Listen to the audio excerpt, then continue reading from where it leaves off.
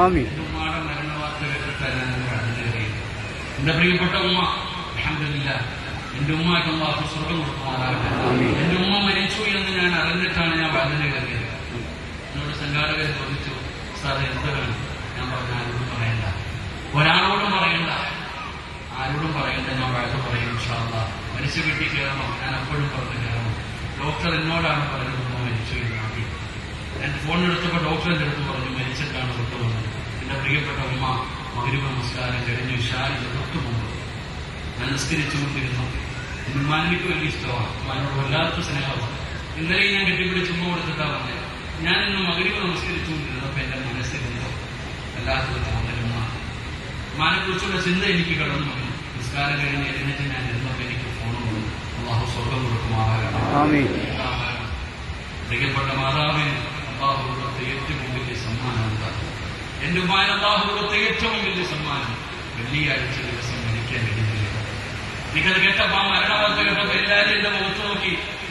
എല്ലാവരും എന്റെ കൂടെ നിന്നവരൊക്കെ എന്റെ മുഖത്ത് നോക്കി. ഞാൻ കരയുന്നുണ്ടോ എന്ന്, എനിക്ക് സങ്കടമുണ്ടോ എന്ന്. എനിക്ക് സങ്കടമുണ്ട്, എന്നാലും അൽഹംദുലില്ലാഹ് എന്റെ ഉമ്മ മരിച്ചത് വെള്ളിയാഴ്ച ദിവസമാണ്. ഏതൊരു മനുഷ്യനും ദുആ ചെയ്യുന്നത് വെള്ളിയാഴ്ച രാവിലെ മരണം കിട്ടാൻ വേണ്ടിയാണ്. അപ്പൊ അള്ളാഹ് എന്റെ ഉമ്മാനെ കൊടുത്ത ഏറ്റവും വലിയ സൗഭാഗ്യം ഇതിനെക്കാലം എന്താണ്? അല്ലാഹു നമുക്ക് നല്ല മരണം നൽകുമാറാകട്ടെ. അല്ലാഹു നമുക്ക് നല്ല മരണം നൽകുമാറാകട്ടെ. നമ്മുടെ പ്രിയപ്പെട്ട സഹോദരങ്ങളെ പരിശ്രമിക്കണോ? വെറുതെ വിട്ടൂല. കാരണം എന്റെ വീട്ടിൽ ഏത് കാര്യത്തിന് ഞാൻ ഉണ്ടാവില്ല. എന്റെ വാപ്പാട് ആണ്ടിൽ പോലും ഞാൻ വീട്ടിലുണ്ടാവില്ല. പക്ഷെ ഈ അടുത്ത സമയത്ത് എന്റെ ഉമ്മ 2 ആഴ്ചയായി സുഖമില്ലാതെ ഐസിയുവിൽ കിടന്നപ്പോ ഉമ്മയുടെ കൂടെ ഏറ്റവും കൂടുതൽ സമയം ചെലവഴിച്ചത് ഞാനാണ്. ഇന്നലെയും ഉമ്മാനൊക്കെ പോയി ഭക്ഷണം വാരിക്കൊടുത്ത് കെട്ടിപ്പിടിച്ച് ചുംബനം കൊടുത്ത് സ്നേഹത്തോടെ അൽഹംദുലില്ലാഹ് അല്ലാഹു അവർക്ക് കൊടുത്ത ഏറ്റവും വലിയ സൗഭാഗ്യം. ഞാൻ എപ്പോഴും പറയും, നിങ്ങൾക്ക് അല്ലാഹു നല്ല മരണത്തെ ഉമ്മ.